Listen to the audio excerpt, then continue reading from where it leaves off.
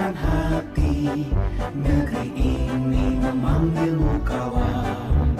Belajar bergerak berbagi untuk negeri. Guru penggerak majukan pendidikan. Guru penggerak menghamba para murid. Kreatif rancang pembelajaran. Hargai potensi, tingkatkan prestasi. Lahirkan profil pelajar Pancasila. Belajar bergerak berbagi untuk negeri. Kita menjalin kolaborasi. Belajar bergerak berbagi untuk negeri. Demi bakti pada Ibu Pertiwi.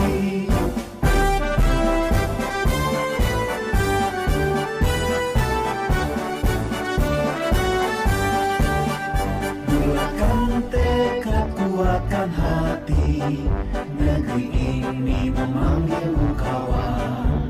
Belajar bergerak berbagi untuk negeri. Guru penggerak majukan pendidikan. Guru penggerak menghamba pada murid. Kreatif rancang pembelajaran. Hargai potensi, tingkatkan prestasi. Lahirkan profil pelajar Pancasila. Belajar bergerak berbagi untuk negeri. Kita menjalin kolaborasi. Belajar bergerak berbagi untuk negeri. Demi bakti pada Ibu Pertiwi. Belajar bergerak berbagi untuk negeri. Kita menjalin kolaborasi. Belajar bergerak berbagi untuk negeri. Demi bakti pada Ibu Pertiwi. Demi bakti pada Ibu Pertiwi.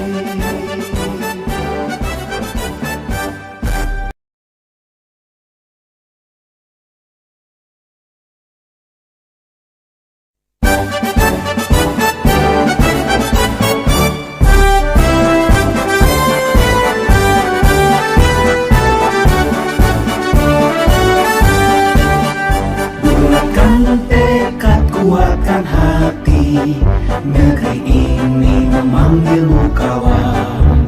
Belajar bergerak berbagi untuk negeri. Guru penggerak majukan pendidikan. Guru penggerak menghamba para murid. Kreatif rancang pembelajaran. Hargai potensi, tingkatkan prestasi. Lahirkan profil pelajar Pancasila. Belajar bergerak berbagi untuk negeri. Kita menjalin kolaborasi. Belajar bergerak berbagi untuk negeri. Demi bakti pada Ibu Pertiwi.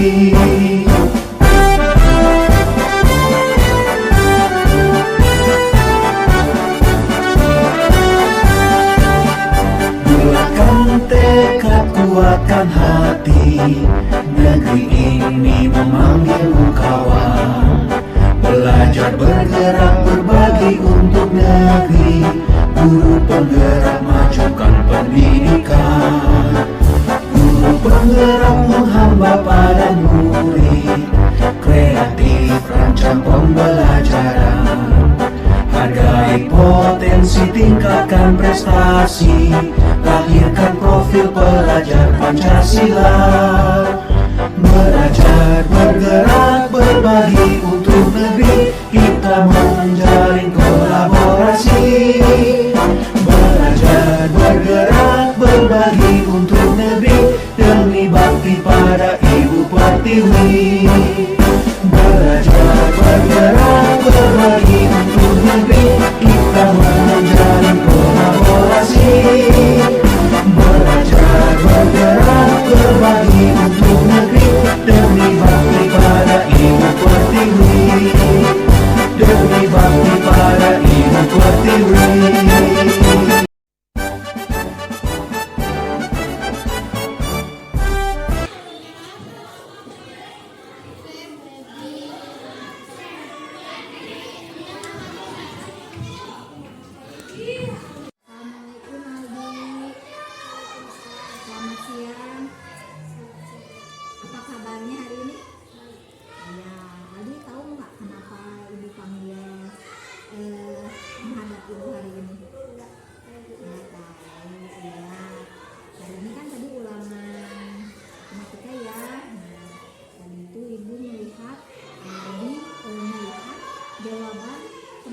Aldi yaitu patir ya.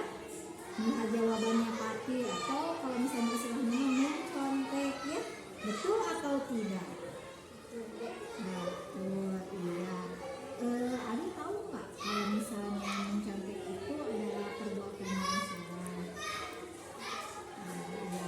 Gini ya, Adi ya, semua orang itu pasti pernah melakukan suatu kesalahan ya, termasuk ibu ya, ibu juga pasti pernah lah melakukan kesalahan ya. Tapi di sini itu ibu bukan mau menginikan siapa yang salah, tidak ya, bukan mau mencari siapa yang salah, tapi di sini ibu ingin membantu Aldi mencari solusi bagaimana supaya Aldi tidak mencontek lagi ya. Nah, seperti itu. Aldi melakukan menyontek itu pasti ada alasannya ya. Nah, kenapa tadi Aldi mencontek jawaban punya Fatin? Nah, coba sekarang ceritakan alasannya kenapa tadi Aldi sampai mencontek. Tadi malam saya tidak tidur, Bu. Kenapa sampai nggak tidur? Karena belum HP kelamaan. Jadi Tidak sempat belajar. oh gitu. Jadi Aldi karena main HP-nya kelamaan ya, jadi lupa ya, jadi tidak sempat belajar. Jadi Aldi itu tadi tidak bisa mengerjakan soal, akhirnya oh gitu. Aldi masih ingat tidak keyakinan kelas kita yang dulu pernah kita sepakati waktu awal pertama masuk di kelas 5? Ingat, coba apa saja keyakinan kelas kita nih? Disiplin, tanggung jawab, Lalu apa lagi? jujur. Nah, jujur ya, jujur dalam bertindak ya Aldi ya. Nah, Aldi yakin nggak bahwa sifat jujur itu baik untuk diri kita? Yakin tidak? Yakin.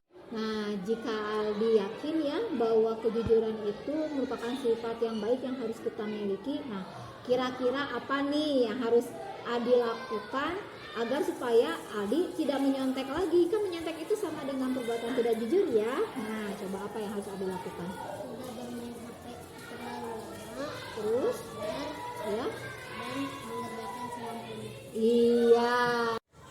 Nah, Aldi sudah tahu ya apa yang harus Aldi lakukan supaya Aldi tidak menyontek lagi ya. Sudah tahu kan? Iya. Nah, jadi kira-kira kapan nih Aldi akan mulai melakukan apa yang sudah tadi Aldi bilang? Mulai hari ini, Bu. Oke, siap ya. Aldi akan melakukan mulai hari ini ya apa yang sudah tadi Aldi katakan ya. Yaitu apa tadi? Mulai hari ini. Ya, mulai hari ini. Apa yang akan mulai hari ini itu? Belajar dan mengerjakan semampunya ya. Itu Aldi tadi sudah bilang. Terima kasih Aldi, semoga Aldi akan menjadi pribadi yang lebih baik lagi ya, dan menjadi kebanggaan bagi kedua orang tua. Siap Aldi untuk berubah menjadi lebih baik? Siap, alhamdulillah ya. Sekarang Aldi boleh pulang. Terima kasih ya.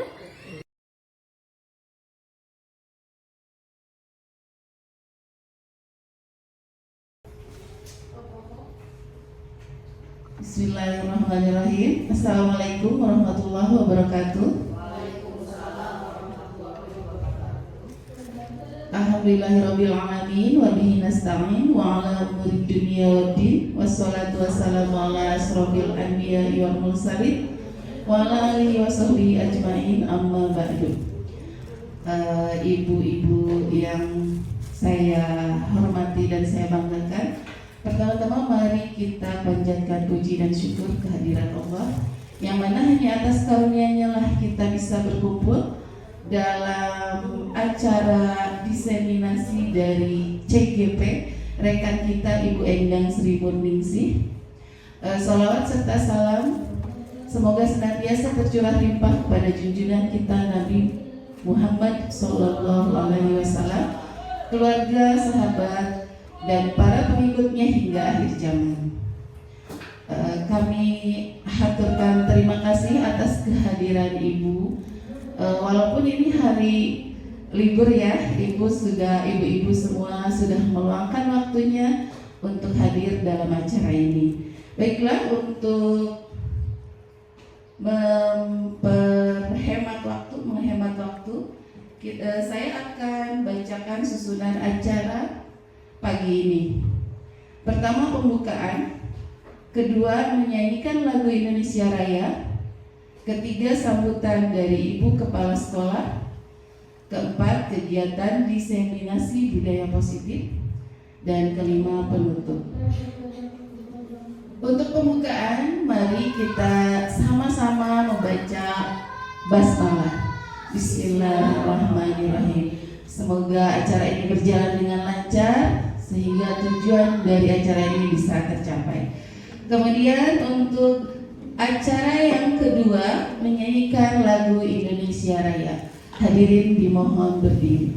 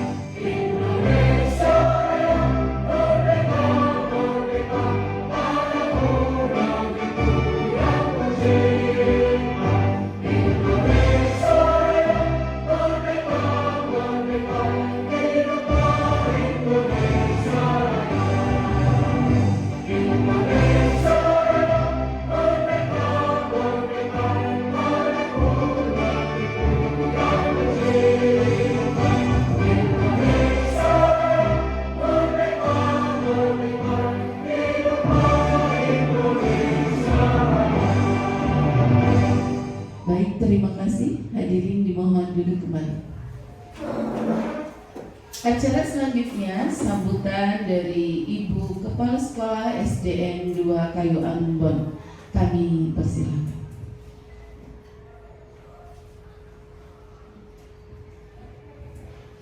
Terima kasih kepada Siti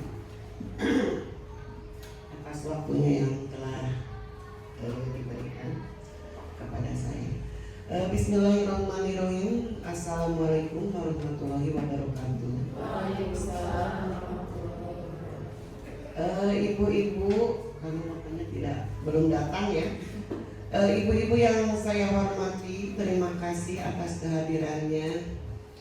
Dan saya sangat bangga kepada ibu-ibu atas segala perhatiannya dan dukungan kepada teman sejawatnya. Sekarang adalah pertemuan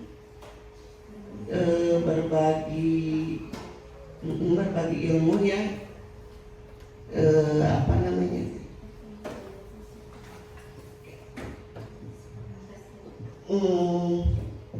Diseminasi CGP yang sekarang adalah Bu Endang sebagai pesertanya dengan tema budaya positif di lingkungan kelas dan sekolah. Kepada Bu Endang semoga diberi kesehatan agar bisa mencapai tujuan yang dengan nilai yang baik ya. Walaupun katanya tugas-tugasnya seambrek ya, tapi alhamdulillah di sini ada senior-seniornya, jadi Bu Endang bisa sharing dengan Bu Milda, Bu Siti, dan Bu Leli ya. Terima kasih juga kepada ibu-ibu yang senior yang telah hadir, yang telah mendukung. Saya katakan senior karena tidak mau dikatakan guru tua ya ibu-ibu ya. Bu Eni, Bu Teti, Bu Oom, dan Bu Ida ya. termasuk saya juga tidak mau dikatakan ibu tua ya, ibu guru yang tua. Sekali lagi terima kasih, semoga ilmu yang diberikan oleh Bu Endang bermanfaat bagi kita semua, dan di setiap langkah yang ibu-ibu langkahkan dari rumah ke sekolah mendapat pahala yang Maha Kuasa. Mungkin itu saja. Assalamualaikum warahmatullahi wabarakatuh. Waalaikumsalam warahmatullahi wabarakatuh. Terima kasih kepada Ibu Kepala Sekolah yang sudah memberikan sambutan. Semoga apa yang diharapkan oleh Ibu terkait tujuan dari acara ini bisa tercapai ya. Baiklah, selanjutnya kita ke acara puncak, yaitu diseminasi budaya positif di lingkungan kelas dan sekolah yang akan diberikan langsung oleh calon guru penggerak Ibu Endang Sri Murningsih SPD. Kepadanya kami persilahkan.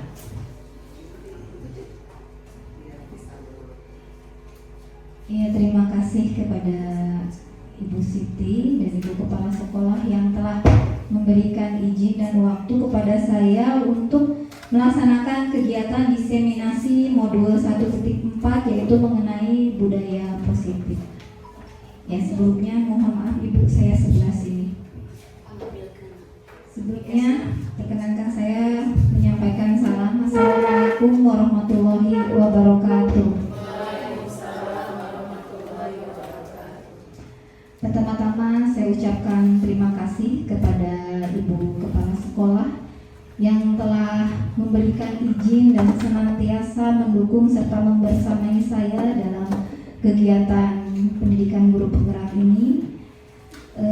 Saya ucapkan juga terima kasih kepada rekan-rekan guru yang ada di SDN 2 Kayu Ambon yang telah bersedia berkenan meluangkan waktunya untuk melaksanakan kegiatan diseminasi budaya positif pada pagi hari ini.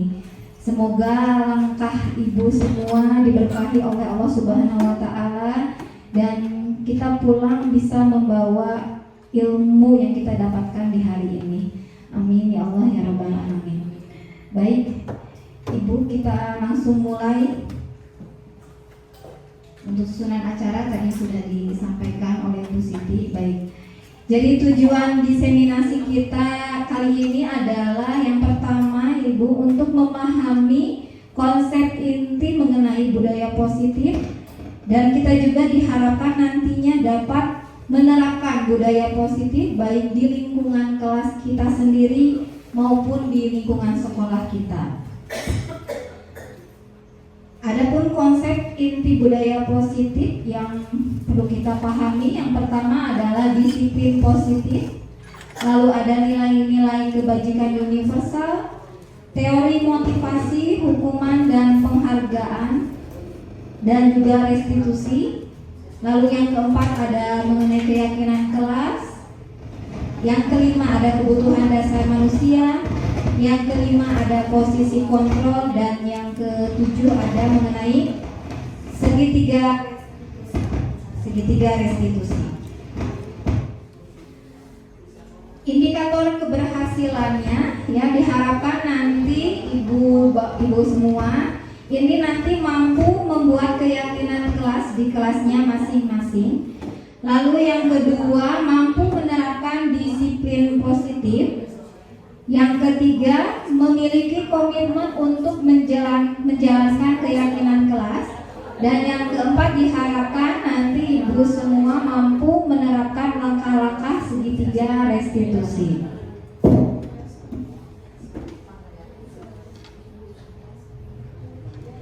Nah, di sini ada sebuah pernyataan ya ibu-ibu ya. Kadang suka ini bapak padahal bapaknya nggak ada, ibu-ibu semua. Apakah dengan hukumannya ini menurut bapak ibu setuju atau tidak ya ini? Apakah hukuman dapat mendisiplinkan anak? Lalu pemberian hukuman dengan hal positif seperti membaca atau membersihkan lingkungan sekolah ini juga apakah dapat mendisiplinkan anak? Lalu apakah Bapak Ibu setuju memberikan penghargaan dapat meningkatkan disiplin anak?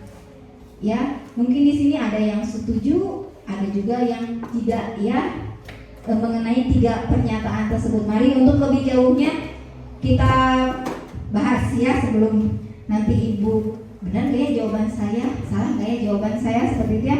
Nanti kita akan tahu di akhir diseminasi positif ini. Nah, di situ sudah terpampang ya, kita kan hari ini akan melaksanakan diseminasi budaya positif. Apa sih gitu ya budaya positif itu?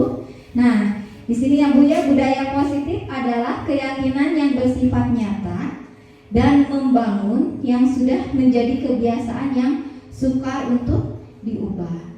Jadi si budaya positif ini bagaimana nantinya bisa diterapkan di sekolah kita dan sudah menjadi pembiasaan yang benar-benar nantinya untuk sulit diubah seperti itu.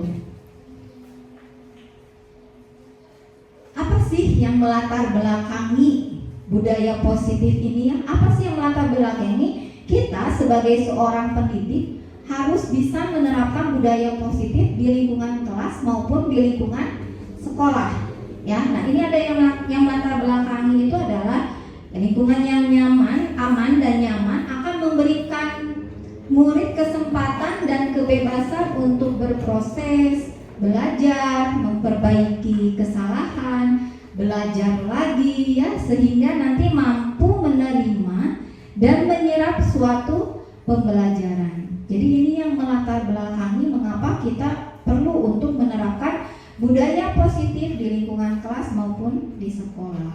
Nah, mungkin di sekolah kita juga ya ada beberapa permasalahan yang muncul ya. Ada beberapa permasalahan baik di muridnya, baik di gurunya, baik di lingkungan sekolahnya ya.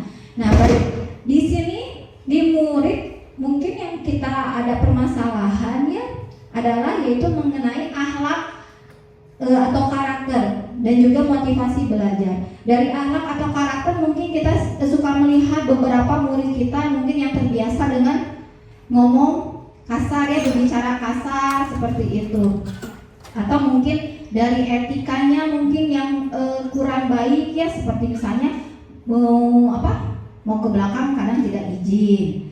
Atau misalnya ada yang ingin ke kelas lain tetapi tidak izin dulu kepada guru yang ada di dalam kelas ya, seperti itu. Atau akhlak atau karakter lainnya ya. Baik, yang kedua motivasi belajar. Menurut Ibu, apakah ini adalah permasalahan yang ada nggak di kelas Ibu semuanya? Ada? Ada ya? Iya.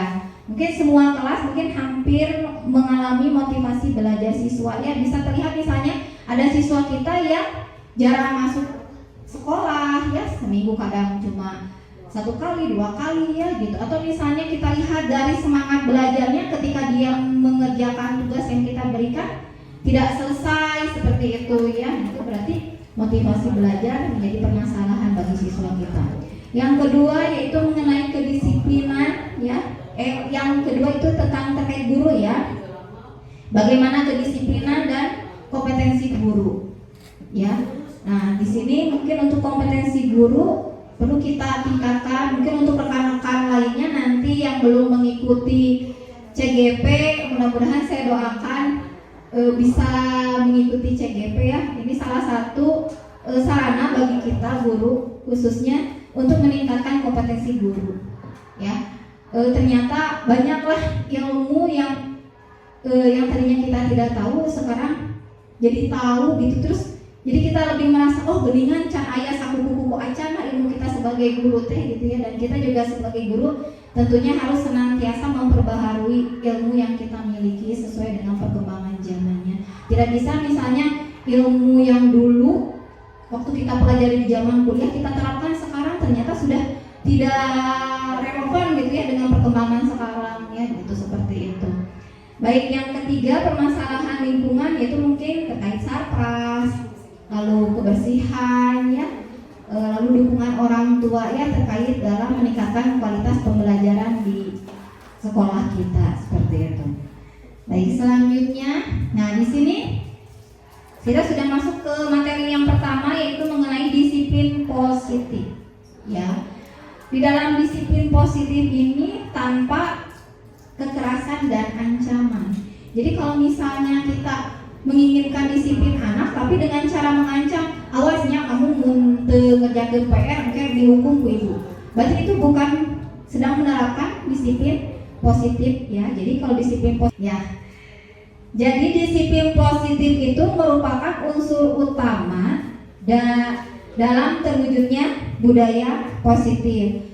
Lalu yang kedua, disiplin positif adalah salah satu strategi penerapan disiplin yang bertujuan menumbuhkan motivasi internal. Jadi motivasinya harus muncul dari dalam diri siswa, ya, motivasi intrinsik. Jadi bukan karena adanya imbalan atau adanya paksaan, adanya ancaman, itu berarti motivasinya eksternal, bukan intrinsik ya.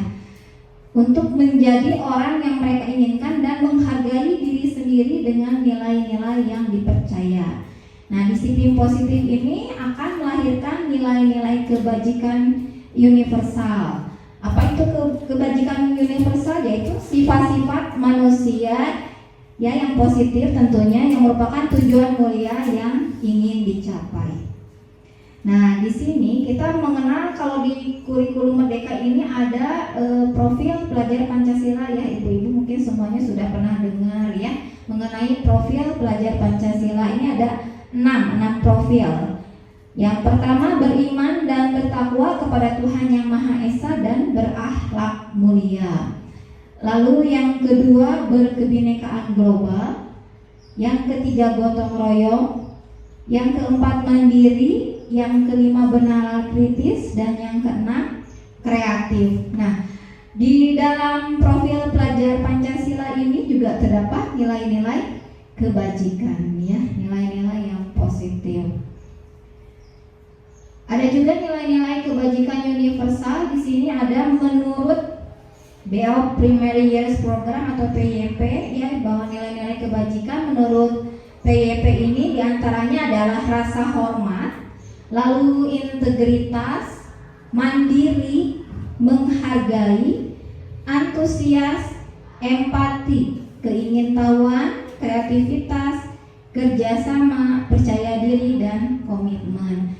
Selain dari PYP, ini juga ada nilai-nilai kebajikan universal menurut IHF ya, 9 pilar karakter. Nah, di situ ada cinta Tuhan dan segenap ciptaannya, kemandirian dan tanggung jawab, kejujuran atau amanah ya, lalu diplomatis, hormat dan santun, dermawan, suka menolong dan gotong royong, percaya diri, kreatif dan pekerja keras, kepemimpinan dan keadilan, baik dan rendah hati, toleransi, kedamaian dan kesatuan. Ya, itu beberapa nilai-nilai kebajikan universal yang nanti ini terkaitnya adalah dengan keyakinan kelas. Baik, ibu semuanya, kita lanjut ke materi yang selanjutnya, yaitu mengenai motivasi perilaku manusia ya. Setiap manusia ini pasti di dalam hidupnya memiliki motivasi. Ada yang tahu ibu apa itu motivasi? Dorongan. Iya ya. Jadi motivasi itu merupakan dorongan yang timbul pada diri seseorang ya, secara sadar atau tidak sadar untuk melakukan suatu tindakan dengan tujuan tertentu. Nah, motivasi perilaku manusia di sini ada 3 ya ibu-ibu ya. Yang pertama, menghindari ketidaknyamanan atau hukuman dan hukuman. Di sini murid melakukan disiplin diri ini karena ia takut dihukum, ya, bukan karena motivasi yang timbul dari dirinya sendiri. Jadi dia karena takut ancaman, ya, takut karena takut dihukum, maka dia melakukanlah kedisiplinan tersebut, ya, mematuhi peraturan. Nah, lalu yang kedua, ini mendapatkan imbalan atau penghargaan dari orang lain. Nah, di sini murid melakukan disiplin diri karena ia ingin mendapatkan imbalan. Jadi, apa nih yang akan saya dapatkan jika saya melakukannya? Ya, karena ada imbalan, ada penghargaan yang dijanjikan, maka dia berkenan untuk melakukannya seperti itu. Jadi itu adalah motivasi karena ingin mendapatkan imbalan atau penghargaan.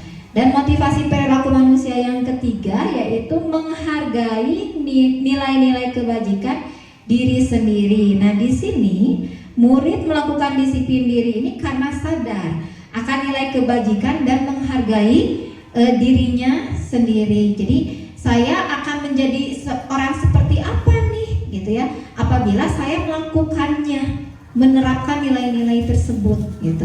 Jadi itu adalah motivasi yang memang timbul dari dirinya sendiri karena dia menghargai dirinya sendiri, ya. Itu mengenai motivasi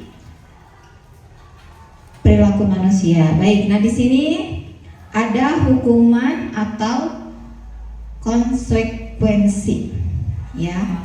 Mungkin nanti di sini Ibu bisa memberikan pendapat, ya.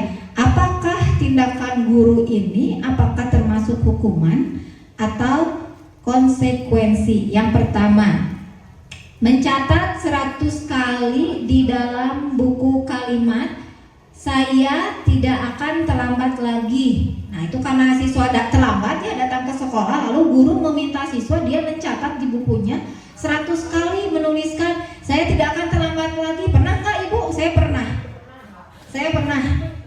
pernah, tapi nggak sampai 100 kali ya. Paling hanya sampai ya 1 halaman ya Bu ya. Saya pernah, terus terang saya pernah melakukan ini. Ya, menurut Ibu ini hukuman atau konsekuensi? Hukuman. Oke ya, nanti kita akan bahas kenapa ini hukuman, ini konsekuensi gitu ya. Lalu yang kedua, lari mengelilingi lapangan basket 2 kali karena terlambat hadir di sekolah. Hukuman. Pernah? Pernah ya. Pernah. Iya. Oh ya, pernah digitukan, pernah membegitukan. Ya. Mau? Ya, baik. Yang ketiga, membersihkan coretan yang dibuatnya di meja tulisnya. Biasanya kan anak tuh suka pakai tip X, apa ya, nyoret-nyoret meja gitu ya. Nah, itu hukuman atau konsekuensi?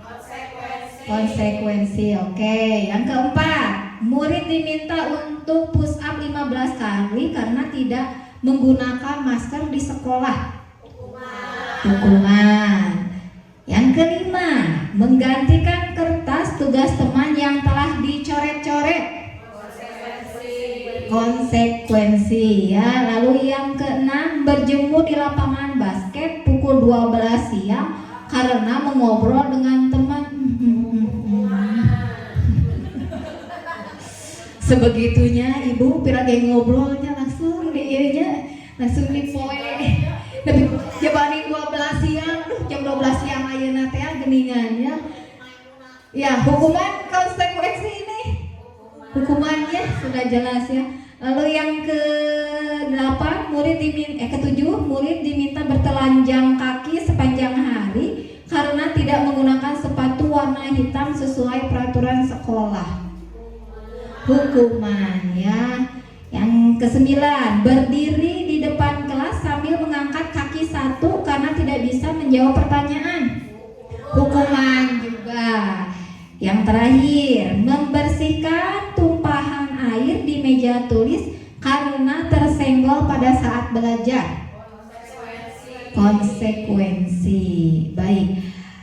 Apa itu bedanya hukuman atau konsekuensi ya? Tadi Ibu sudah bisa bilang ini hukuman, betul. Ini konsekuensi, betul. Apa coba yang membedakan hukuman dan konsekuensi? Mungkin ya kalau konsekuensi mah Bu sesuai dengan apa yang mungkin kalau konsekuensi itu adalah kegiatan atau apa yang dia lakukan sesuai dengan apa yang dia kerjakan sebelumnya. Kalau umpamanya tadi kan dia gak sengaja nyenggol, nah berarti kan dia yang melakukan, berarti dia juga harus bertanggung jawab terhadap apa yang telah dilakukan walaupun dia tidak sengaja. Itu menurut saya kalau konsekuensi. Oke. Kalau hukuman itu kayak lebih ke fisik ya Bu ya. Jadi si anak teh melakukannya apa, terus dikasihnya juga tidak sesuai dengan apa yang dikerjakan, itu kalau hukuman menurut menurut saya. Ya, baik, terima kasih Bu Nina. Ada yang lain yang ingin menambahkan? Ada yang lain? Bu Siti barangkali, Bu Milda? Oh iya, Assalamualaikum warahmatullahi wabarakatuh. Waalaikumsalam warahmatullahi wabarakatuh. Bu Endang, menurut saya itu apa yang dikatakan Bu Nina itu saya sependapat ya. Jadi kalau konsekuensi itu sebagai bentuk tanggung jawab anak atas kesalahannya yang diperbuat, sehingga konsekuensinya ya dia harus memperbaiki kesalahannya. Nah, kalau hukuman itu ya memang karena kita yang menghukum, jadi itu nyambung gitu, tidak sesuai dengan apa yang dilakukan ya. Kesalahan anak, kesalahannya apa, di push up, kesalahannya B, di push up, misalnya seperti itu. Jadi intinya kalau hukuman itu tidak sesuai dengan kesalahan yang diperbuat anak, artinya bukan memperbaiki kesalahan. Kalau konsekuensi sebagai bentuk tanggung jawab atau tindakan korektif atas kesalahan anak. Mungkin demikian Bu Endang yang bisa saya sampaikan. Iya, terima kasih Bu Siti dan Bu Nina sudah memberikan pendapat mengenai hukuman atau konsekuensi ya. Ya, saya sependapat ya dengan apa yang disampaikan oleh Bu Nina dan Bu Siti ya, bahwa kalau konsekuensi itu adalah berupa sebagai bentuk tanggung jawab atas kesalahan yang dilakukan oleh siswa tersebut dan sesuai dengan kesalahannya. Kalau hukuman itu adalah ya hukuman gitu ya, tidak ada sangkut pautnya dengan kesalahan yang dilakukan oleh siswa. Nah, mungkin di sini saya akan menambahkan sedikit ya mengenai hukuman atau konsekuensi. Kalau hukuman itu biasanya dia sifatnya langsung gitu ya, langsung gitu, hari tahun, jadi langsung aja gitu. Apa ya istilahnya? Pokoknya langsung gitu. Jadi tidak ada kesepakatan dulu gitu ya. Nah, kalau konsekuensi ini biasanya dia ada kesepakatan dulu, ya. Kalau kamu misalnya di situ misalnya contohnya tadi yang konsekuensi yang mana nih? Yang ketiga ya. Nah, ini ada kesepakatan dulu sebelumnya, ya. Biasanya dengan murid, guru membuat kesepakatan dulu sebelumnya. Kalau kamu misalnya mencoret-coret meja yang ada di kelas ini, maka kamu harus menghapusnya. Jadi ada kesepakatan terlebih dahulu seperti itu. Jadi itu juga yang membedakan antara hukuman dan konsekuensi ya. Nah, dihukum oleh penghargaan ya. Yang tadi kan yang kedua ini siswa mau melakukan sesuatu karena dia mendapatkan penghargaan atau hadiah atau imbalannya. Nah, di sini ada keterkaitannya dengan dihukum oleh penghargaan.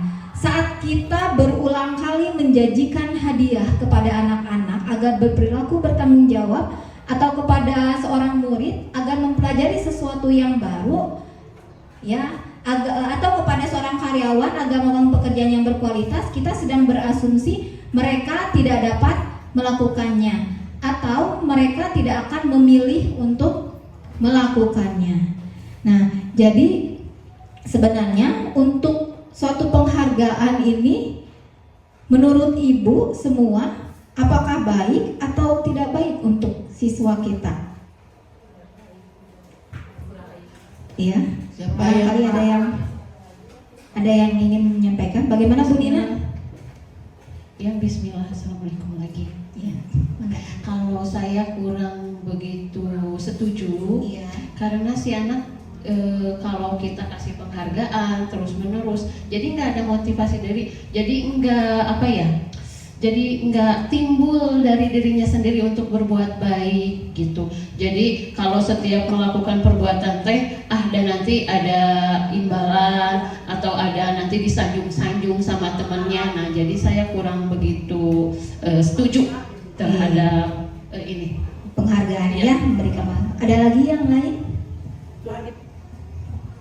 Terima kasih Bu Nina atas tanggapannya ya, bahwa penghargaan itu tadi menurut Bu Nina kurang baik dalam memotivasi peserta didik ya, karena di situ peserta didik akan dia melakukan sesuatu itu karena ada imbalan ya, ada sesuatu penghargaan gitu ya.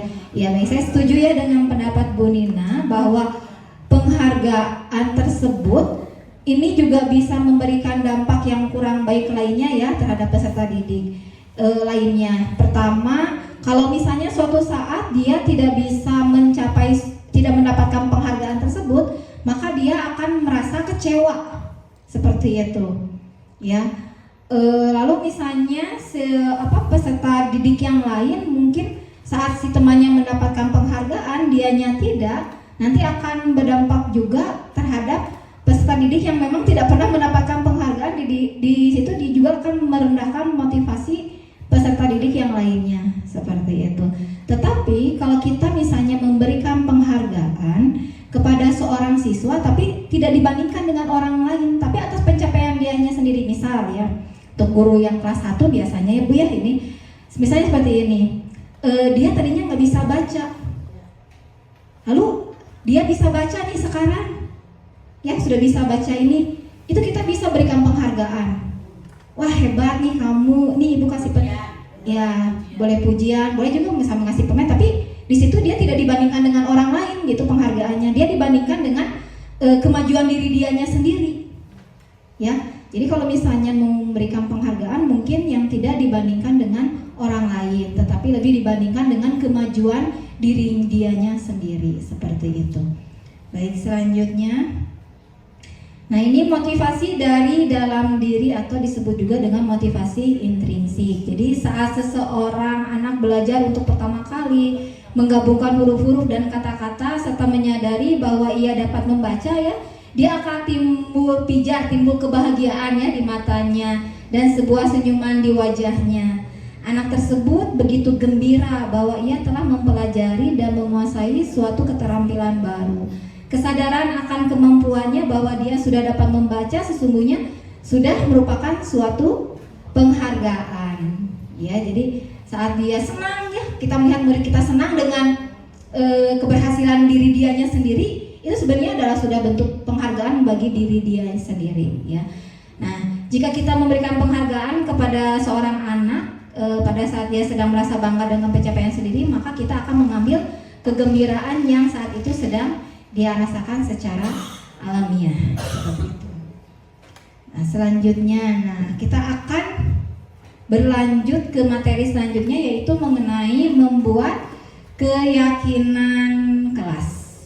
Mungkin di sini sudah ada beberapa ya dari ibu yang sudah membuat keyakinan kelas ya. Nah, di sini tahap-tahapan dalam membuat keyakinan kelas, yang pertama adalah kita memberikan pertanyaan pemantik kepada peserta didik.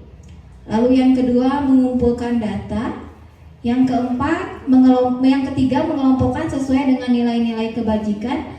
Dan yang keempat menyepakati keyakinan kelas. Nah, bagaimana kita memberikan pertanyaan pemantik kepada peserta didik? Mungkin kita bisa bertanya ya kepada peserta didik, coba supaya kelas kita nyaman, kelas kita aman, pembelajarannya menyenangkan. Coba kalian menginginkan kelas yang bagaimana, suasana pembelajaran yang bagaimana. Mungkin kita bisa jadikan pertanyaan tersebut menjadi pertanyaan pemantik dalam membuat keyakinan kelas ya. Lalu yang kedua mengumpulkan data ya. Nanti si anak dia diminta untuk menuliskan ya keinginan dia mengenai suasana kelas, keadaan kelas ya, seperti itu. Dia bisa dituliskan di kertas post-it, nanti langsung ditempel di papan tulis atau di kertas karton ya, seperti itu untuk pengumpulan data. Lalu yang ketiga mengelompokkan sesuai dengan nilai-nilai kebajikan, karena biasanya ada beberapa anak yang sama ya menuliskannya itu ya, keinginan mereka itu ada yang sama biasanya. Nah, kita kelompok kalau yang sudah sama tidak perlu ditulis ulang seperti itu, cukup satu kali. Dan yang terakhir adalah menyepakati keyakinan kelas yang sudah dibentuk bersama-sama. Nah, ini contohnya ya. Di sini mati lagi, Bu. Nah, di sini mungkin sudah ke tahap yang mengumpulkan data ya, Bu ya. Pada saat ini mati lagi. Mengumpulkan data. Nah, ini ya yang gambar ke-1 itu sudah merupakan contoh pengumpulan data. Maaf untuk yang saat pertanyaan pemantiknya tidak saya tayangkan gambarnya. Nah, yang kedua ini mengumpulkan data. Sudah ke yang mengumpulkan data, bukan mengumpulkan data, mengelompokkan ya, itu yang sebelahnya. Dari ini Bu, di sini kan biasanya anak suka menuliskannya suka apa? Menggunakan kalimat yang negatif ya, tidak berisik, tidak ngomong kasar gitu ya, tidak mendengarkan guru. Maka di situ selanjutnya kita rubah kata-kata tersebut menjadi kalimat yang positif.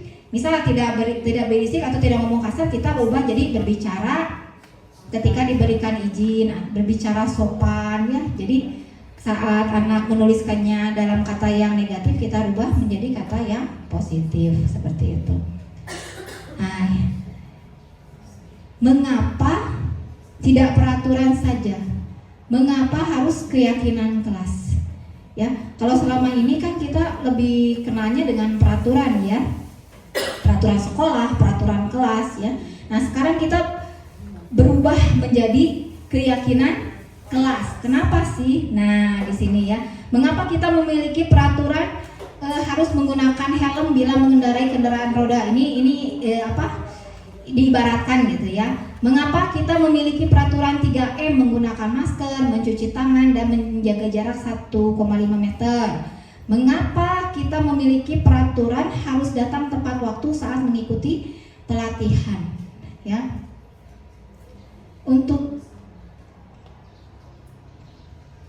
mendukung motivasi intrinsik kembali ya, harus berdasarkan nilai-nilai atau keyakinan yang lebih menggerakkan seseorang dibandingkan mengikuti serangkaian peraturan ya. Jadi ternyata dengan peraturan-peraturan ini tidak membuat siswa kita ternyata patuh kan?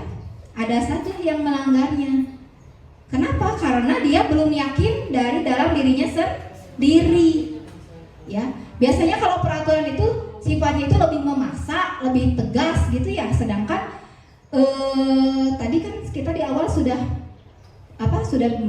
berbicara ya bahwa disiplin positif itu tidak mengandung paksaan. Karena biasanya kalau dengan yang terpaksa itu tidak akan muncul dari diri dianya sendiri, ya, dan tidak akan bertahan lama. Biasanya hanya sebentar, ya, teman-teman. Nah, ini adalah contoh hasil keyakinan kelas. Nah, ini keyakinan kelas, contoh dari keyakinan kelas 5B. Dari yang tadi dibuat oleh anak-anak itu baru kesepakatan dan kita kelompokkan menjadi keyakinan kelas. Misal tadi tidak berbicara kasar ya, berarti itu masuknya ke dalam sopan santun seperti itu. Terus misalnya mendengarkan guru saat menerangkan pembelajaran, berarti itu dia masuk ke dalam nilai menghormati ya.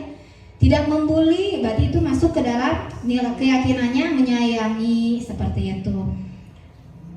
Tidak menyontek masuk ke dalam nilai kejujuran.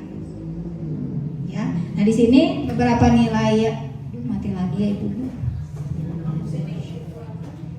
Ya, di sini ada sopan santun, menghormati, menyayangi, tanggung jawab, menghargai, disiplin dan jujur. Ya. Ibu Bapak, kita lanjut ke materi yang selanjutnya, yaitu mengenai 5 kebutuhan dasar manusia ya. Ada 5 kebutuhan dasar manusia. Yang pertama adalah bertahan hidup. Lalu yang kedua kasih sayang dan rasa diterima. Lalu yang ketiga penguasaan atau pengakuan atas kemampuan. Yang keempat kebutuhan akan kebebasan, dan yang terakhir adalah kebutuhan akan kesenangan ya. Nah, di sini ada sebuah kasus nih. Dinda, seorang anak kelas 3 SD. Begitu tiba di rumah sepulang dari sekolah, dia menangis dan mengadu pada ibunya bahwa dia benci pada Ibu Rani gurunya. Menurut Anda, kebutuhan apa yang berusaha dipenuhi oleh Dinda jika jawabannya seperti ini?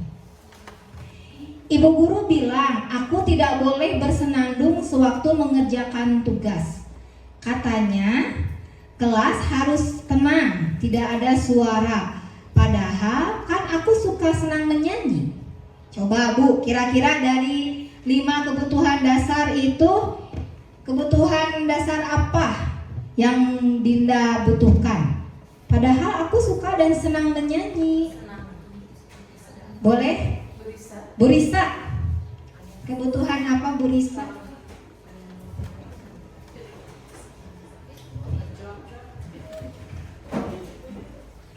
Assalamualaikum. Waalaikumsalam warahmatullahi wabarakatuh. Saya menjawab mungkin yang dibutuhkan Dinda itu kesenangan ya Bu Enang. Iya. Ya karena pada pembelajaran itu kan anak bebas ya tadi ya Bu Enang ya. Iya. Untuk mengungkapkan kayak pendapat. Iya. Itulah pokoknya. Jadi kebutuhan untuk Dinda itu merasa senang, kalau dia senang bernyanyi ya mungkin diperbolehkan untuk bernyanyi gitu ya. Terus ada yang senangnya kayak membaca sambil bersuara gitu kan, ya biarkan saja seperti itu. Oke, siap. Terima kasih Bu Risa. Gimana yang lain setuju ya? Bahwa kebutuhan Dinda di sini adalah yaitu kebutuhan akan kesenangan. Jadi pasti setiap orang dia memiliki kesenangannya masing-masingnya yang berbeda-beda ya. Dan sebagai seorang guru ya kita harus memang menghargai kebutuhan setiap memperhatikan kebutuhan setiap peserta didik kita. Baik, yang kedua, kasus yang kedua. Ibu guru tidak menyapaku hari ini, padahal aku pakai jepit rambut baru. Ya, coba kira-kira kebutuhan apa ini? Dia memakai jepit baru, tetapi bu gurunya tidak memperhatikannya gitu ya. Apakah bertahan hidup, kasih sayang dan rasa terima, atau penguasaan, atau kebebasan atau kesenangan? Coba apa? Ya Bu Milda. Kalau menurut saya yang dia butuhkan adalah kebutuhan kasih sayang dan rasa diterima. Ya baik, terima kasih Bu Milda. Ya betul ya yang tadi Bu Milda sampaikan bahwa di sini pada saat Dinda memakai jepit baru, tetapi bu gurunya tidak memperhatikannya, dia merasa sedih. Itu dia di situ adalah memiliki kebutuhan kasih sayang atau kebutuhan untuk diterima, ya, karena ingin diperhatikan, kayaknya seperti itu. Kasus yang ketiga nih Bu, aku bosan, masa belajarnya cuma gitu-gitu aja, dengerin ibu guru aja. Nah, kira-kira ini apa nih? Bertahan hidup, kasih sayang, penguasaan, kebebasan atau kesenangan? Ya, Bu Leli? Yang lain? Iya, ini tadi dari sininya. Apa? Aku bosan, masa belajarnya cuma gitu-gitu aja. Bohong? Ya, mangga bohong. Kebutuhan apa ya? Kebutuhan itu yang tadi dikatakan dalam permasalahannya, dia membutuhkan kebebasan. Iya, betul. Tepuk tangan buat Bohong. Betul, Bohong ya. Kebebasan ya, kebutuhan kebebasan, bahwa kan katanya dia bosan, berarti kan dia menginginkan bebasnya pingin bentuk model pembelajaran yang lainnya gitu, yang lebih bervariasi seperti itu. Lalu yang terakhir, aku sebel gambarku tidak rapi, malah ibu guru nunjukin ke teman-temanku di depan kelas. Coba, aku sebel gambarku tidak rapi, malah ibu guru nunjukin ke teman-temanku di depan kelas. Kira-kira ini apa nih? Kebutuhan bertahan hidup, kasih sayang, penguasaan, kebebasan, atau kesenangan?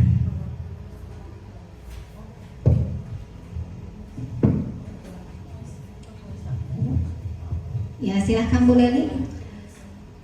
Mungkin kebutuhan penguasaan, pengakuan atas kemampuannya. Iya, terima kasih Bu Leli, betul ya. Jadi yang pada kasus keempat ini adalah kebutuhan akan penguasaan, ya, pengakuan atas kemampuannya, ya, seperti itu. Baik Ibu, kita lanjut ya ke materi selanjutnya. Ini yang selanjutnya adalah mengenai posisi kontrol kita sebagai guru, ya, di sekolah, di kelas kita sebagai apa.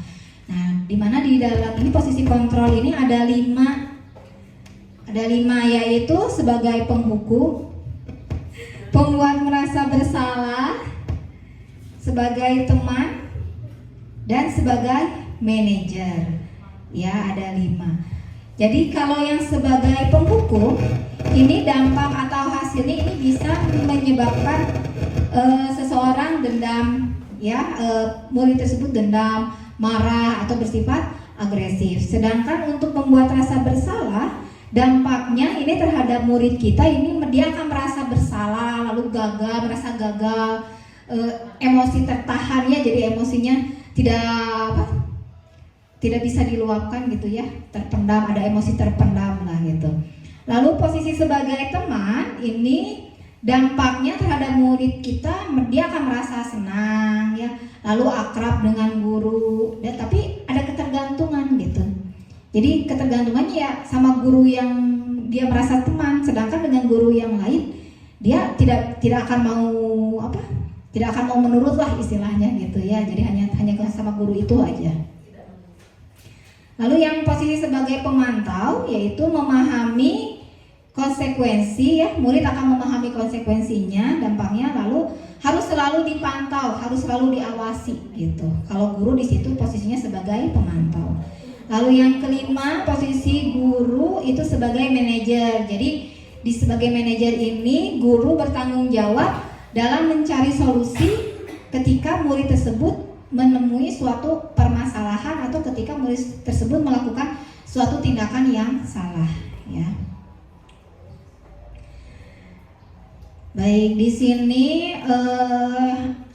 perilaku kontrol ini berarti ada yang negatif, ada yang positif dari yang kelima tersebut ya. Menurut Ibu yang kira-kira posisi kontrolnya yang negatif yang mana saja? Sebagai penghukum dan sebagai pembuat merasa bersalah ya.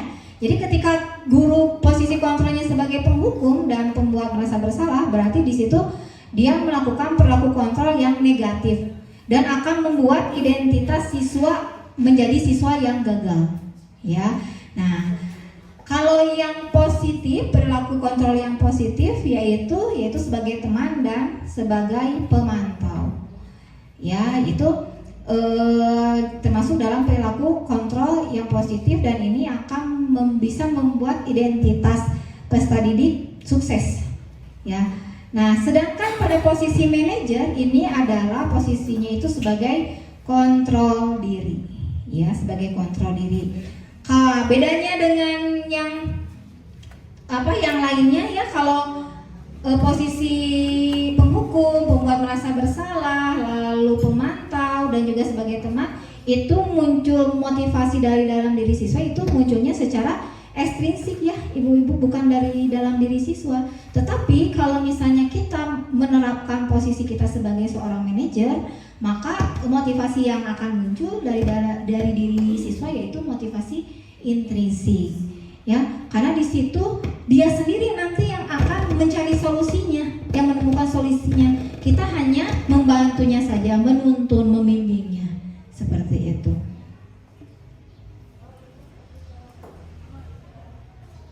Di sini ada sebuah kasus ya, Ibu bisa lihat ya di situ.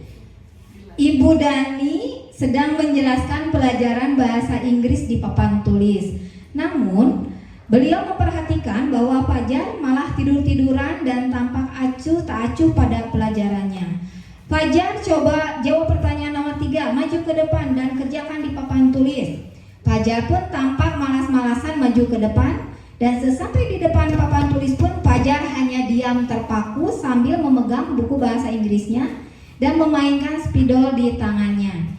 Ayo Fajar, makanya jangan tidur-tiduran. Lain kali perhatikan. Sudah, sana duduk kembali, kira-kira siapa yang bisa?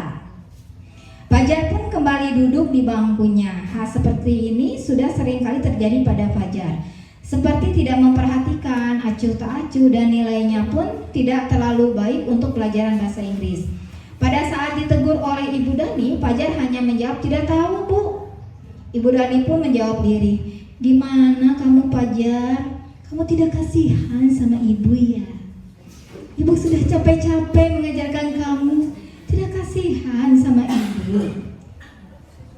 Dan Fajar pun diam membisu, ya. Nah, coba posisi kontrol apa yang diambil oleh Ibu Dani dalam pendekatan kepada Fajar? Kira-kira menurut Ibu semua posisi kontrol apa yang tadi Ibu Dani lakukan?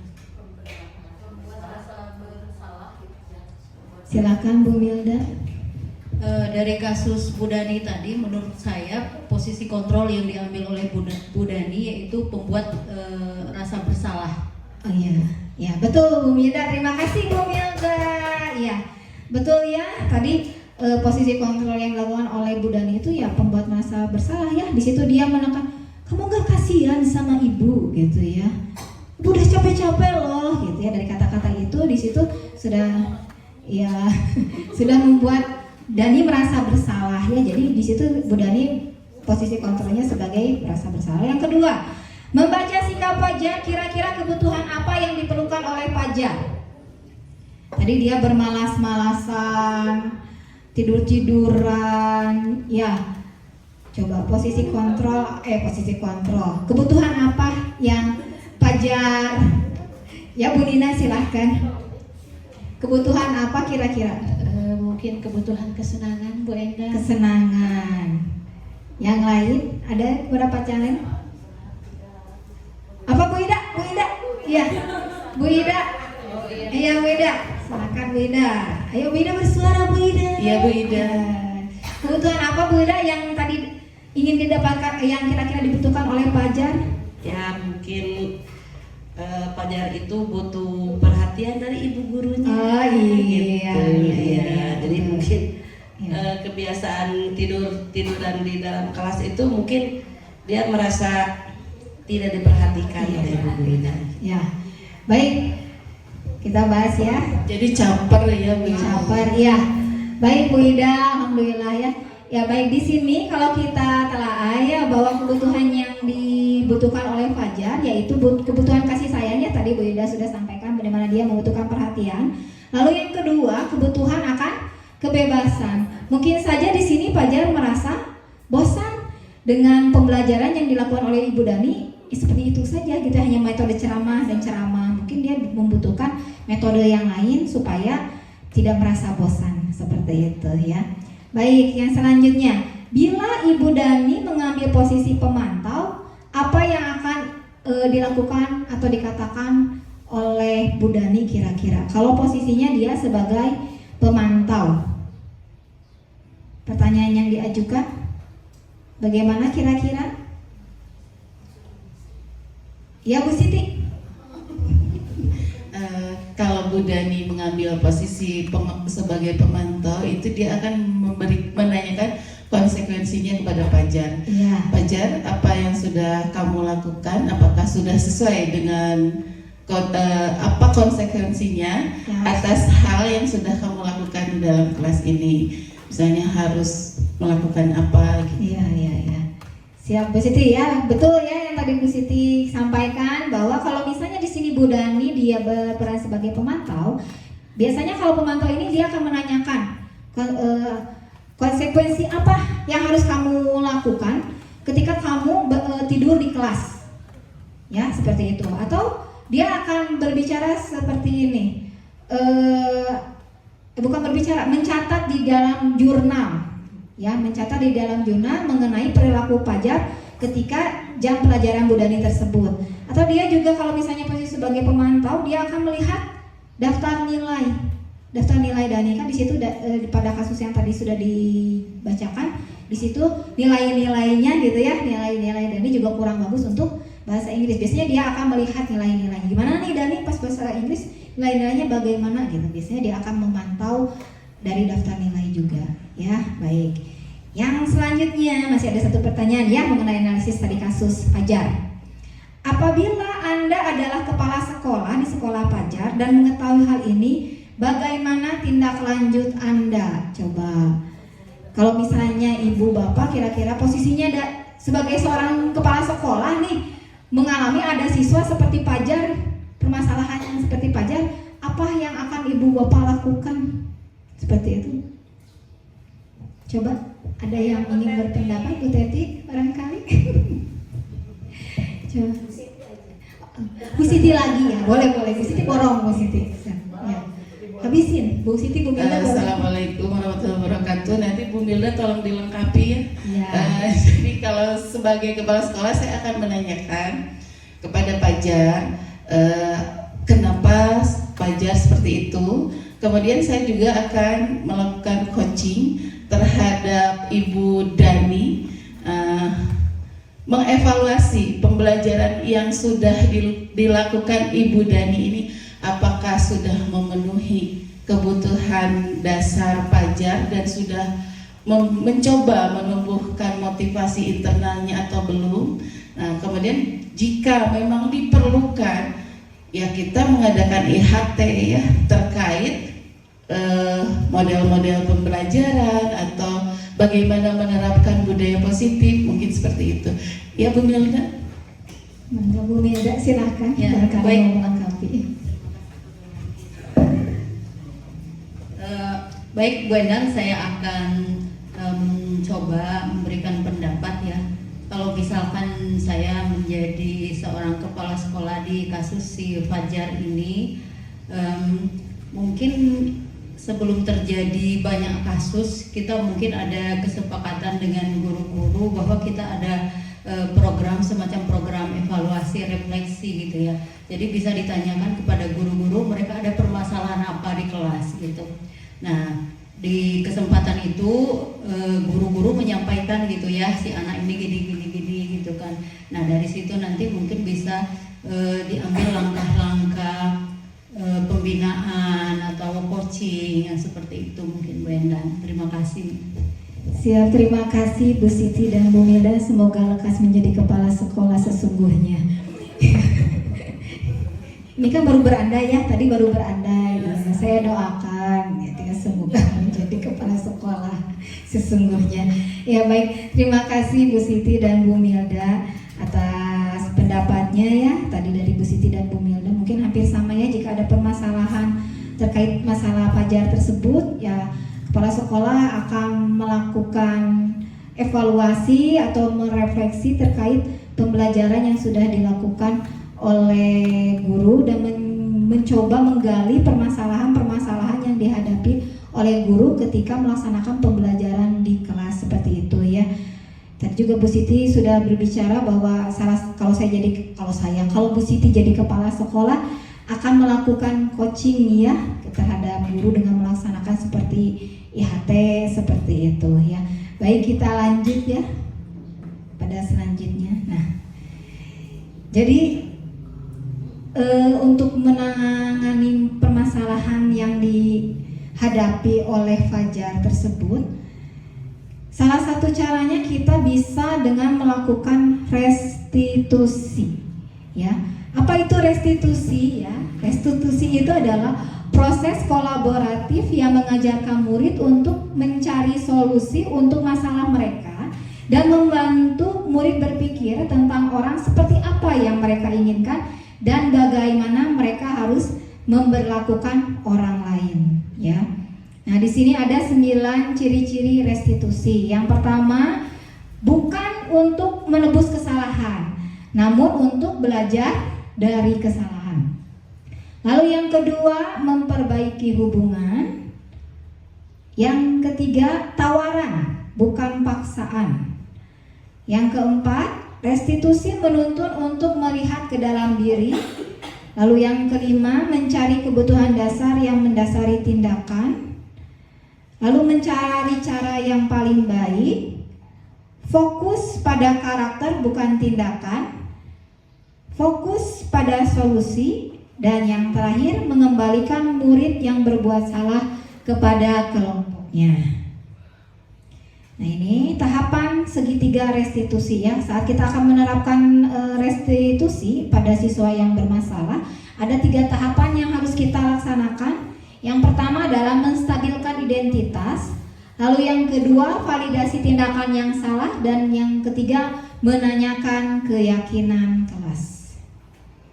Nah, pada tahap menstabilkan identitas ya, pada tahap yang pertama di sini guru bisa memberikan pernyataan pertanyaan ya yang bisa membuat emosional si siswanya stabil gitu.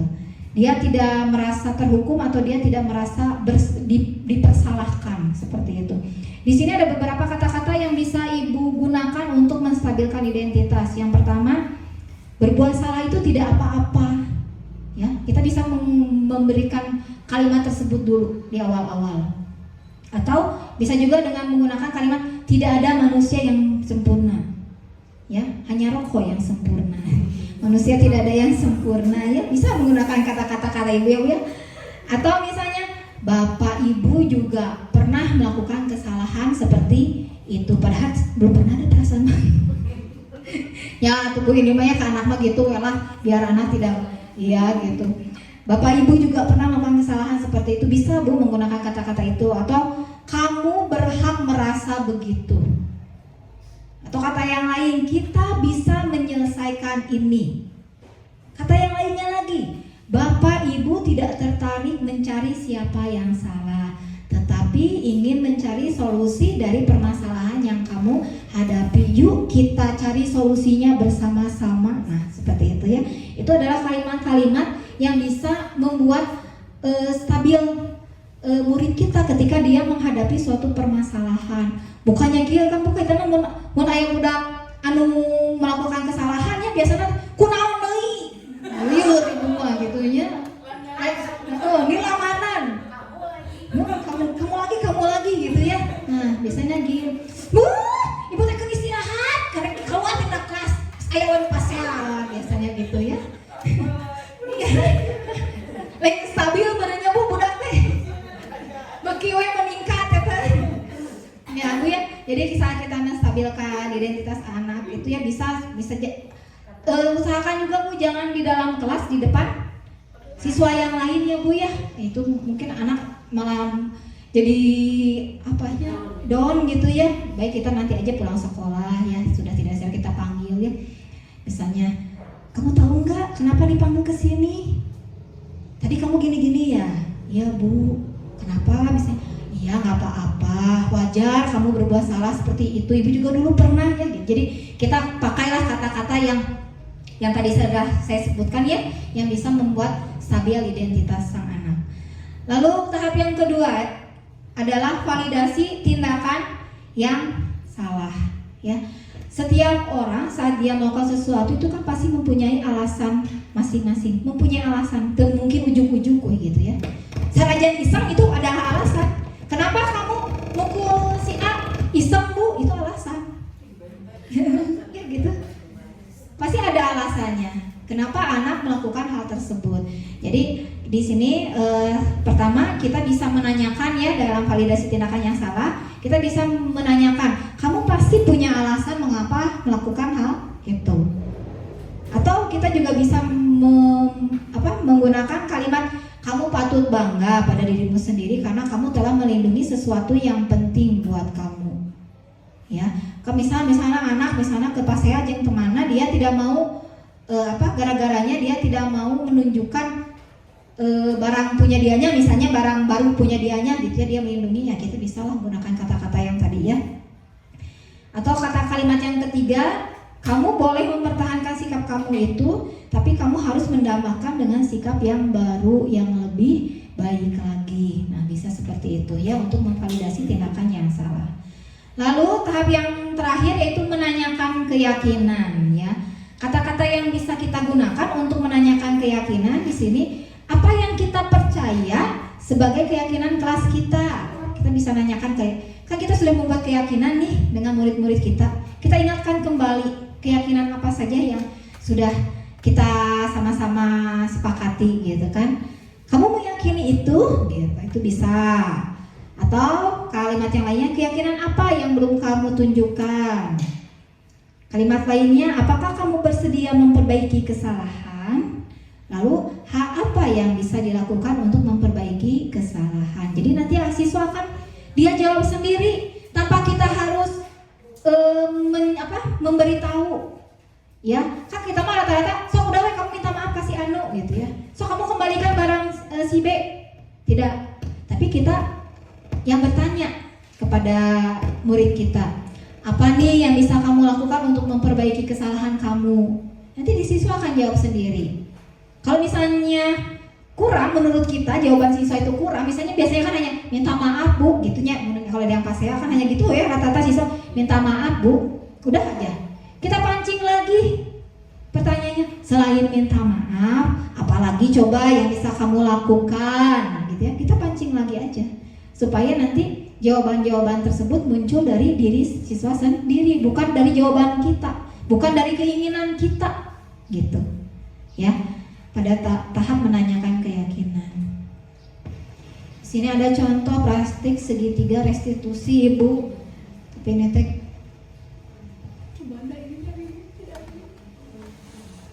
penerapan plastik segitiga restitusi ya.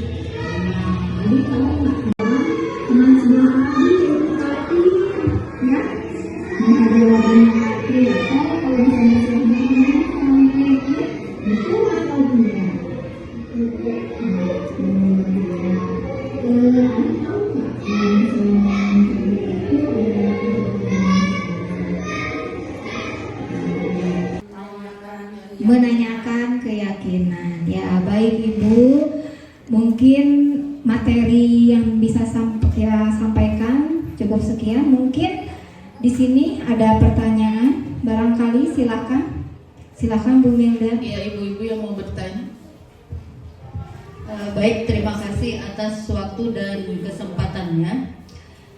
Saya tertarik dengan materi dihukum oleh penghargaan. Nah, yang ingin saya tanyakan, di sekolah kita kan sudah jadi kebiasaan bahwa di event-event tertentu itu kita mengadakan perlombaan ya, seperti di PHBI, kemudian PHBN juga. Nah, apakah itu menyalahi atau tidak gitu? Karena mereka kan ya motivasinya karena pengen dapat hadiah gitu kan. Ya, mungkin itu saja Bu Eneng. Ya, siap Bu Mila. Terima kasih pertanyaannya yang cukup membuat saya membingungkan juga ya. Langsung dijawab atau diberikan lagi kesempatan yang mau bertanya lagi? Satu-satu aja ya. Satu-satu, baik, silakan. Takutnya kelupaan Bu. Ya. Baik. Kalau menurut saya saat penghargaan pada setiap kita mengadakan lomba itu menurut saya hal yang wajar ya, dan hal yang sudah biasa. Mungkin penghargaan yang perlu kita tekankan di sini maksudnya adalah penghargaan di dalam kelas ya, seperti perankingan yang seperti itu sebaiknya tidak usah ada ya. Dan kita memang sudah tidak menerapkannya ya beberapa tahun ini ya untuk perankingan. Kalau untuk penghargaan dalam perlombaan itu saya rasa adalah hal yang wajar-wajar saja, dan itu adalah salah satu cara untuk meningkatkan rasa percaya diri peserta didik kita, kan seperti itu ya. Mungkin untuk guru-gurunya di sini ataupun kita berkolaborasi dengan orang tua juga. Jadi saat untuk kita mau mengadakan perlombaan, kita perlu menekankan kepada para siswa kita bahwa perlombaan ini adalah bukan kita untuk menang atau kalah, untuk mendapatkan, kita bisa tekankan ya, bukan untuk mendapatkan kita ingin dapat hadiah, ingin menang, bukan. Itu kan hal yang biasa ya dalam perlombaan, menang atau kalah. Yang kita kita tekankan karena bahwa kita mengikuti perlombaan ini adalah untuk meningkatkan rasa percaya diri siswa. Mungkin seperti itu Bu Milda kalau menurut saya. Mungkin ada yang ingin menambahkan menurut guru yang lain bagaimana? Ayo, ada yang mau menambahkan? Bu Milda, apa sudah puas Bu Milda? Saya tidak ya, artinya memang itu mah hanya sebagai momentum saja gitu ya. Banyak hal-hal penumbuhan karakter yang bisa kita kembangkan di situ, dan kita juga mungkin bisa menekankan ke anak menumbuhkan jiwa sportivitas, mau kalah mau menang mah nggak ada masalah, tujuan akhirnya bukan itu, gitu ya. Iya, betul Bu Mida. Jadi mungkin di sini guru kita perlu melakukan penguatannya kalau kita pas akan mengadakan momen-momen perlombaan seperti itu, ya. Jadi kalau untuk di kelas, nah barulah kita jangan memberikan penghargaan gitu ya. Kalau untuk perlombaan-perlombaan ya memang sudah harus sudah semestinya gitu ya diberikan, namanya juga perlombaan pasti ada menang ada kalah. Kalau misalnya suatu perlombaan tidak ada menang atau kalah, itu bukan perlombaan mungkin ya. Nah gitu, seperti itu mungkin. Ya, sedikit lagi Bu Endang. Ya. Saya pernah melakukan ini. Di awal saya tidak menjanjikan apa-apa gitu ya, tapi pada suatu hari saya membuat kejutan lah gitu ya. Saya menanyakan ke anak, siapa tadi yang sholat subuh tepat waktu gitu. Ada yang 7 tangan dan saya sudah menyiapkan hadiah gitu. Nah, yang 7 tangan itu mereka nggak tahu ya bahwa saya bakal ngasih hadiah, nggak dikasih tahu sebelumnya gitu.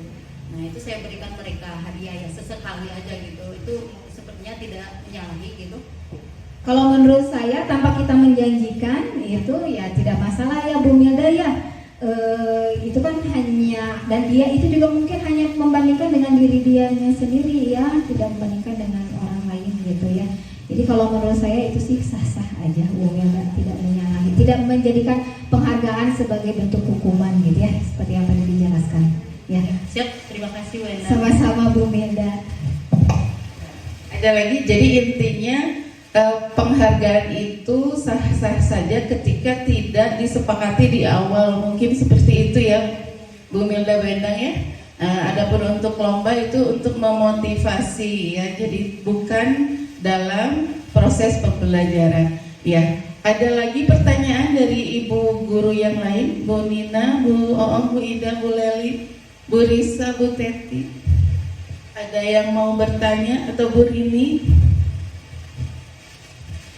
Silakan, ada yang mau bertanya lagi? Mumpung Bu Endangnya masih ya. Ini nih, standby di sini. Masih standby nih sebelum pergi untuk memberikan materi di tempat lain. Amin. Iya, ya. Ada yang mau ditanyakan? Sudah cukup. Ya, silakan Bu. Bismillahirrahmanirrahim. Assalamualaikum warahmatullahi wabarakatuh. Ada hal yang ingin saya tanyakan ini di kelas 1 ini, boleh tidak? Dengan singkat ini saya akan menyampaikannya. Itu kemarin waktu ada kegiatan itu ya yang mau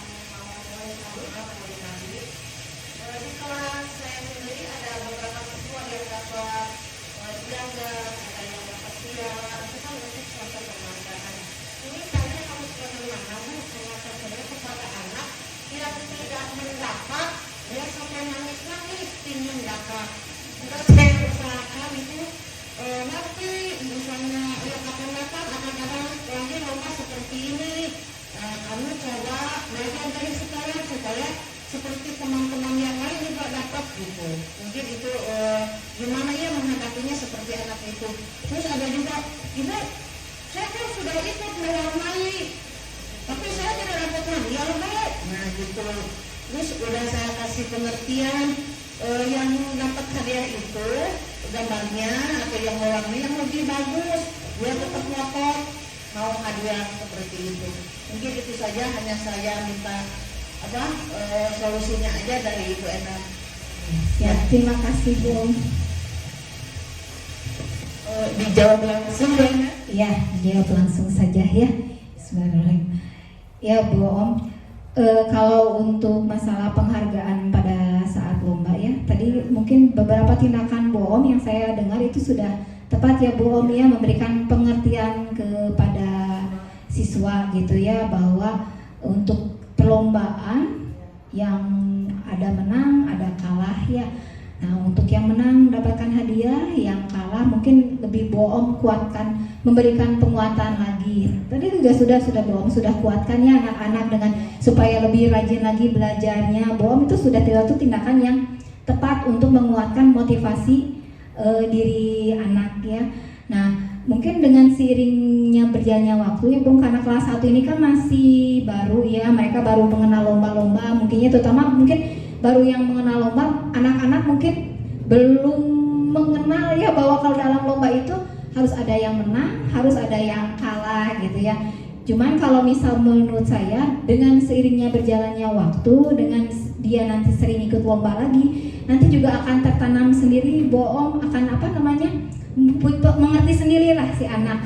Oh ya, sekarang memang belum mengerti, tapi nanti juga seiring dengan berjalannya waktu, sang anak dia akan mengerti bahwa dalam suatu perlombaan, dalam suatu kompetisi itu pasti ada yang menang, ada yang kalah.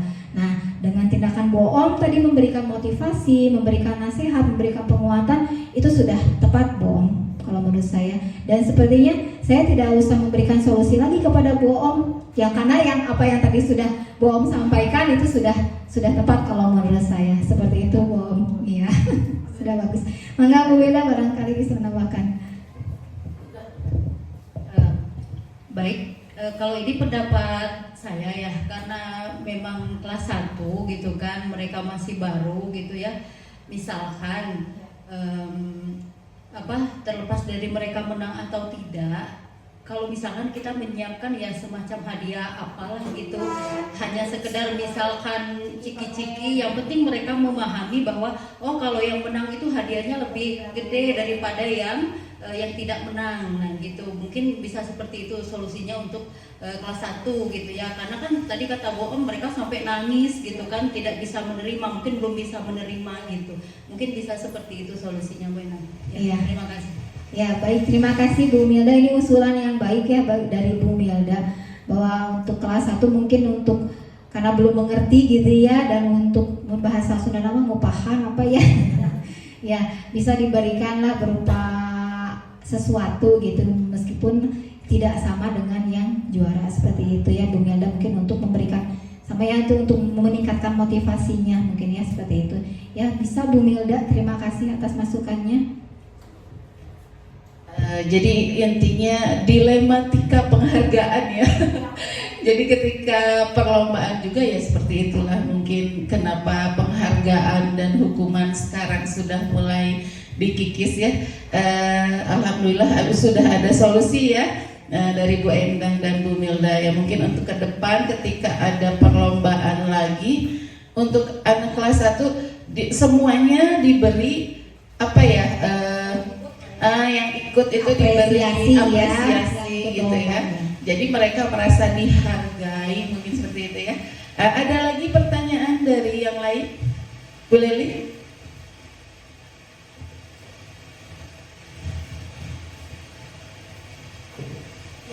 Baik, terima kasih Bu Endang. Melanjutkan yang tadi bohong ya, memang betul di kelas 1 itu ketika ada lomba itu yang lainnya pada nangis gitu ya. Nggak sama dengan di kelas tinggi, mereka bisa ada mengangkat badan. Nah solusi dari Bu Milda itu mungkin bagus juga gitu ya. Tapi kan di sekolah kita kan terkendala dari anggaran juga. Biasanya kalau misalkan terkendala seperti itu, ada solusi nggak kira-kira anggarannya dari mana? Apa dari penyelenggara lomba atau dari inisiatif dari kelas saja? Yang pertama. Yang kedua, kalau lomba itu sebenarnya pertanyaan kerjaan. Jangan pakai nyernya.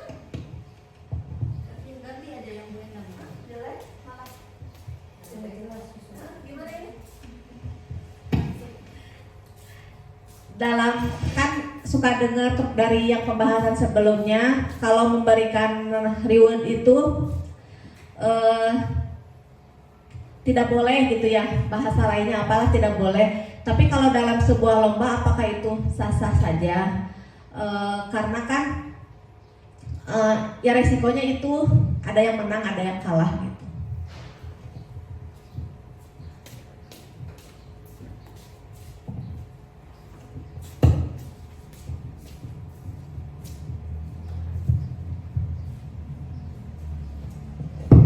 Ya silakan Bu Endang. Mungkin yang tadi yang pertanyaan dari Bu Leli yang terakhir ya, yang untuk penghargaan dalam sebuah lomba sah-sah aja atau tidak, mungkin itu tadi jawab pertanyaannya hampir sama dengan yang dari Bu Milda ya. Kalau menurut pendapat saya pribadi ya ini ya, kalau dalam suatu lomba kita memberikan hadiah itu adalah hal yang wajar, yang biasa, yang sah-sah saja. Yang lebih kita tekankan itu adalah penghargaan yang ketika kita di dalam proses pembelajaran itu gitu. Kalau dalam bentuk lomba-lomba kan mau dimanapun juga itu kan pasti bakal ada reward gitu. Dan itu adalah suatu bentuk pembiasaan kita juga bagi siswa saat dia nanti terlepas di sekolah kita, mau di SMP, SMA, bahkan dia sudah menjadi seorang mahasiswa, saat dia mengikuti lomba, dia kan sudah terbiasa dengan menang dan kalahnya itu, dan juga sudah terbangun jiwa sportivitas dan juga rasa percaya dirinya. Jadi kalau menurut saya ya untuk lomba itu biasa-biasa saja, wajar-wajar saja gitu ya kita memberikan reward gitu ya. Yang tidak itu, yang usahakan kita tidak memberikan penghargaan itu adalah pada saat kita di kelas gitu, proses pembelajaran, misalnya siapa yang bisa jawab ini sama ibu dikasih hadiah gitu. Nah itu mungkin yang harus kita hilangkan, reward-reward seperti itu gitu. Atau misalnya kita memberikan bintang, misalnya yang nanti kelompoknya dapat nilai 100 nanti ibu kasih bintang, nah kayak gitu. Mungkin reward-reward seperti itulah yang harus berusaha kita hilangkan. Tapi kalau misalnya reward yang berupa perlombaan-perlombaan, menurut saya itu masih wajar-wajar saja ya, relevan, karena terlepas nanti dia keluar dari SD 2 Kayu Ambon, terlepas dia nanti di SMP atau SMA atau bahkan dia kuliah, pada saat dia akan mengikuti perlombaan-perlombaan itu kan kalau sudah terlatih di SD-nya dia untuk mempunyai jiwa sportivitas, percaya diri, dia akan terlatih dari dini gitu. Kalau saya seperti itu gitu ya. Nah, yang mengenai anggaran terkait nanti siswa kelas 1 yang tidak dapat hadiah, mungkin kita kan bisa berkolaborasi ya dengan orang tua. Kita lihat dulu di sekolah apakah si dana yang kita anggarkan melalui arka sekolah itu mencukupi atau tidak. Kita analisis dulu mungkin ya dengan bendahara sekolah, pokoknya dengan tim bos sekolah. Untuk misalnya anggaran di sekolah mencukupi enggak nih kalau misalnya kita mau mengadakan tambahan hadiah gitu ya buat anak kelas 1. Kalaupun misalnya di arka sekolahnya ternyata tidak mencukupi si anggarannya, maka ya kita perlu berkolaborasi mungkin dengan pihak orang tua ya untuk terkait pengadaan reward tersebut. Mungkin itu Bu Leli yang bisa saya sampaikan. Ya, bagaimana Bu Leli? Atau ada yang mau menambahkan? Sudah cukup atau ada yang mau menambahkan? Cukup ya. Ada lagi pertanyaan sebelum ditutup? Sudah? Yang lain sudah tidak ada yang mau ditanyakan? Baik, Bu Endang sepertinya sudah cukup terang benderang ya, cukup jelas ya penjelasan Bu Endang tentang budaya positif ini ya. Luar biasa Bu Endang. Ya, baik. Alhamdulillah ya, acara kegiatan diseminasi budaya positif di lingkungan kelas dan sekolah pada hari ini sudah selesai. Saya ucapkan beribu-ribu terima kasih kepada ibu-ibu semuanya yang sudah bersedia mengikuti diseminasi budaya positif pada hari ini. Semoga langkah kaki ibu ini diberkahi Allah dan dibalas oleh Allah Subhanahu wa taala ya. Amin ya rabbal alamin. Baik, terima kasih Bu Endang. Kita lanjutkan ke acara berikutnya. Oh ya, belum assalamualaikum. Iya. Sebentar. Sebelum saya akhiri sesi saya akhiri di sini ada sebuah pantun ibu-ibu. Izinkan saya berpantun. Burung dara, burung cendrawasih, Cakep. bisa dicari dulu di Papua. Cakep. Papi J atau Papi J lain. Burung dara, burung cendrawasih, Cakep. bisa dicari dulu di Papua. Cakep. Cukup sekian dan terima kasih. Semoga bermanfaat untuk kita semua. Hebat, luar biasa ya.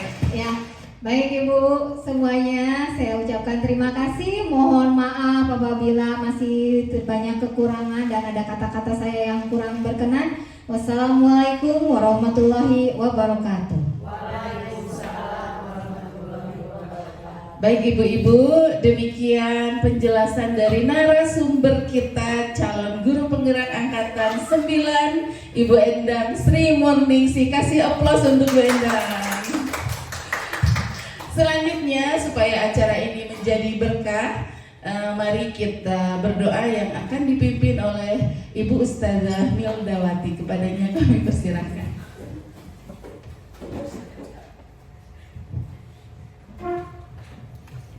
Terima kasih Bu Siti. Bismillahirrahmanirrahim. Assalamualaikum warahmatullahi wabarakatuh. Waalaikumsalam warahmatullahi wabarakatuh. Alhamdulillahirabbil alamin. Wassalatu wassalam ala asrafil anbiya'i wal mursalin wa ala alihi washabbihi ajmain. Amma ba'du. Allahumma sholli ala Muhammad wa ala ali Muhammad. Ya Allah, wahai yang maha membolak-balik hati, tetapkanlah hati kami dalam din-Mu. Berikanlah kami kekuatan dan kemampuan untuk mendidik murid-murid kami menjadi hamba-hamba-Mu yang solih-solihah. Tuntunlah kami untuk senantiasa memperbaiki diri agar bisa menjadi suri tauladan yang benar dan baik bagi murid-murid kami. Tunjukkanlah kepada kami jalan yang benar, yang bisa membawa kami dan murid-murid kami menuju keselamatan dan kebahagiaan dunia akhirat, yang salah satu ikhtiar yang bisa kami lakukan yaitu melalui penerapan budaya positif. Ya Allah, tuntunlah kami agar mampu menjadi pamong bagi murid dalam menumbuh kembangkan potensi baik mereka sehingga mampu menjembatani mereka dalam menggapai cita-cita mulia, mampu membanggakan orang tua, agama, dan senantiasa berguna bagi nusa dan bangsa. Rabbana atina fid dunya hasanah wa fil akhirati hasanah wa qina azabannar. Subhana rabbika rabbil izzati amma yasifun wa salamun ala mursalin walhamdulillahi rabbil alamin. Wassalamualaikum warahmatullahi wabarakatuh. Warahmatullahi wabarakatuh. Terima kasih Bu Milda yang sudah memimpin doa. Semoga apa yang tadi kita bacakan, doa yang tadi kita bacakan dikabul oleh Allah Subhanahu wa taala. Baik ibu-ibu yang saya hormati, sampailah kita ke penghujung acara dari diseminasi budaya positif di lingkungan sekolah, di lingkungan kelas dan sekolah. Untuk itu mari kita tutup dulu acara ini dengan bacaan akhir majelis, doa akhir majelis ya. Bismillahirrahmanirrahim. Subhanaka Allahumma wa bihamdik asyhadu an la ilaha illa anta astaghfiruka wa atubu ilaik. Baik Ibu, terima kasih. Saya pamit dan jangan dulu bubar, katanya mau ada sesi foto-foto. Saya pamit Ibu-ibu. Assalamualaikum warahmatullahi wabarakatuh.